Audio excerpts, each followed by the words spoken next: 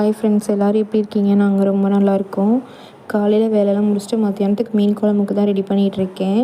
நான் இன்றைக்கி வந்து மீன் ஃப்ரை எப்படி செய்வேன்னு தான் சொல்ல போகிறேன், மசாலா ஊற்றாமல். அதுக்கு வந்து நான் என்னென்ன மசாலா சேர்க்குறேன்னா, 1 டேபிள் ஸ்பூன் மிளகாய்த்தூள், 1 டேபிள் ஸ்பூன் மல்லித்தூள், 1 டேபிள் ஸ்பூன் சீரகத்தூள், 1/2 ஸ்பூன் மஞ்சள்தூள், உப்பு தேவையான அளவு, அரிசி மாவு வந்துட்டு 2 டேபிள் ஸ்பூன் எடுத்திருக்கேன். இதெல்லாம் வீட்டில் இருக்க பொருளை வச்சு தான் நான் எடுத்திருக்கேன்.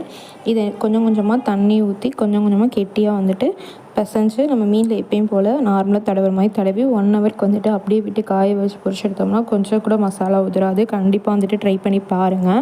என்னோடய சின்ன டிப்ஸ் என்னென்னா, கடையில் அந்த மசாலா விற்பாங்களா அது வந்து வாங்க வேண்டாம். நான் ஒரு டைம் அப்படி தான் வாங்கி செஞ்சுட்டு எனக்கு அடுத்த நாள் ஒரு 2 டேஸ் அப்படியே பயங்கரமான ஸ்டொமக் பெயின். அதெல்லாம் வந்துட்டு வாங்க வேணாம். அதிலலாம் ரொம்ப கெமிக்கல் ப்ரிசர்வேட்டிவ்ஸ் ஆட் பண்ணியிருப்பாங்க. நம்ம வீட்டில் இருக்க பொருளை வச்சு நம்ம செஞ்சோம்னா நமக்கு எந்த சைடு எஃபெக்ட்டுமே வராது. இது என்னோட சின்ன டிப்ஸு.